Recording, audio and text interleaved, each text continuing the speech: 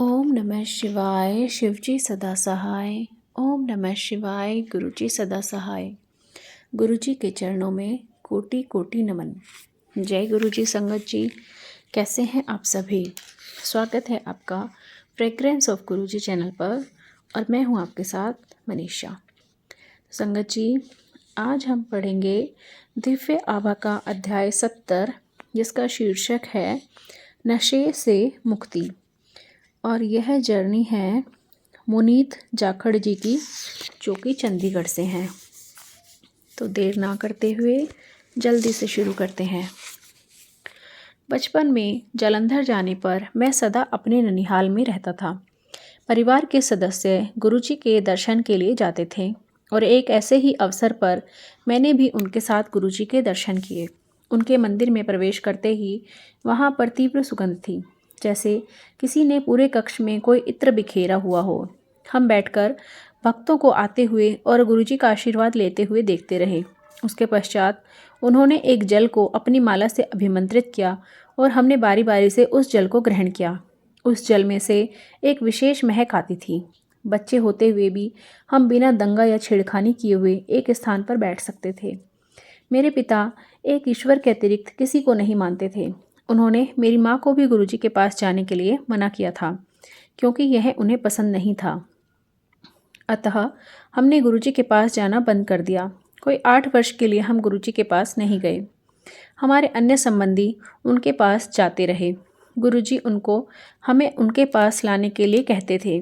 फिर गुरुजी दिल्ली चले गए। 2003 में अपने MBA के लिए दिल्ली आ गया। मुझे नशे की लत पड़ गई, क्योंकि मैं अकेला रहता था और मद्यपान करना अच्छा लगता था। अपने अभिभावकों के कहने पर भी मैंने अपने यकृत का परीक्षण कराया। यह परीक्षण पहले भी करवाया था और परिणाम अशुभ होते हुए भी मैंने उनकी अवहेलना की थी। स्वस्थ मनुष्य का परिणाम 40 IU प्रति लीटर होना चाहिए। मेरा 347 था। स्पष्ट था कि यदि मैंने मद्यपान नहीं छोड़ा तो मुझे यकृत का सूत्रण रोग होने की पूरी संभावना थी, जो निश्चित रूप से घातक हो सकता था। मेरी माँ मेरे साथ रह रही थी। हम वसंत कुंज से द्वारका दूसरे मकान में जाने को थे और वह मेरी सहायता करने आई थी। मेरी माँ धार्मिक प्रवृत्ति की थी और नियमित रूप से गुरुजी के पास जाकर उनकी कृपा और मेरे स्वास्थ्य के लिए प्रार्थना करती थी। एक दिन गुरुजी ने उन्हें बताया कि उनकी संतान को कष्ट है और मुझे लाने के लिए कहा। मैं गया। मेरे पिता को यह पता नहीं था। हर संध्या को मैं सीधा उनकी संगत में जाकर चाय और लंगर ग्रहण कर वापस आता था।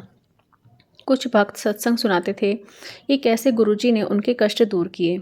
वहाँ पर कई ऐसे अनुयायी थे जिनको हृदय रोग, कैंसर और धन के अभाव से मुक्ति प्राप्त हुई थी और अब वह प्रसन्न थे। गुरुजी ने माँ को 10 दिन तक लगातार आने के लिए कहा। मेरे लिए ताम्र लोटा भी मंगाया, जिसे उन्होंने अभिमंत्रित किया और मैंने उसमें से जल पिया। उनके पास बैठे हुए मेरे मन में केवल उनके आशीर्वाद का विचार रहता था। इन्हीं दिनों मैंने एक अन्य चिकित्सक से भी परामर्श लिया। मेरे एक मित्र ने उसके बारे में बताया था। मेरे मित्र को भी यही रोग था और वह मेरे जैसी ही औषधियाँ ले रहा था। 4 मास के बाद भी उसका उपचार पूरा नहीं हुआ था। एक दिन गुरुजी ने मेरी माँ को कहा कि मैं स्वस्थ हो गया हूँ और उन्हें चिंता करने की कोई आवश्यकता नहीं है। मुझे पुनः सब परीक्षण भी करवाने को कहा। जब मेरे परीक्षण हुए तो परिणाम 40 IU प्रति लीटर आया, जो सामान्य था। मैं समझ नहीं पाया कि यह चमत्कार कैसे हुआ। मैंने गुरुजी को उनके आशीष के लिए धन्यवाद देना चाहा तो उन्होंने मेरे से प्रश्न किया कि क्या मैंने परीक्षण करवा लिए थे, और मैंने हामी भरी। वह बोले, ठीक है ना, जा ऐश कर। मेरी माँ और मैंने उनके चरण स्पर्श किए और हृदय से उनको धन्यवाद दिया। जय गुरुजी। नानी का हृदय रोग। उस रात मेरी नानी और माँ ने एक और चमत्कार सुनाया, जो 10 वर्ष पूर्व हुआ था। मेरी नानी को हृदय के 3 दौरे पड़ चुके थे और चिकित्सकों ने उनका उपचार यह कहकर मना कर दिया था कि वह जीवित नहीं रह पाएंगी। मेरी माँ और मेरे मामा जी गुरुजी के पास अर्धरात्रि में पहुँचे। उन्होंने उन्हें पान के पत्ते लाने के लिए कहा, जिन्हें उन्होंने नानी के साथ वाले कमरे में पूजा कर अभिमंत्रित किया। इन पान के पत्तों को मेरी नानी के हृदय स्थल पर रखा गया। 10 मिनट के पश्चात मेरी नानी जी को मूत्र हुआ, जो एक सकारात्मक संदेश था। यह देखकर चिकित्सक उन्हें तुरंत लुधियाना के एक चिकित्सालय में बाईपास के लिए ले गए। गुरुजी के बिना मेरी नानी आज जीवित नहीं होती। कुछ अनुभवों की व्याख्या करना कठिन है, किंतु वह होती हैं। उन्हें केवल स्वीकार किया जा सकता है। मेरे उपचार के उपरांत गुरुजी के प्रति मेरी श्रद्धा में वृद्धि हुई है। उनका आशीष हमारे परिवार पर सदा बना रहे। जय गुरुजी, शुक्राना गुरुजी, अनंतम अनंतम शुक्राना गुरुजी। तो संगत जी, कैसा लगा आज का अध्याय? कमेंट करके ज़रूर बताइएगा।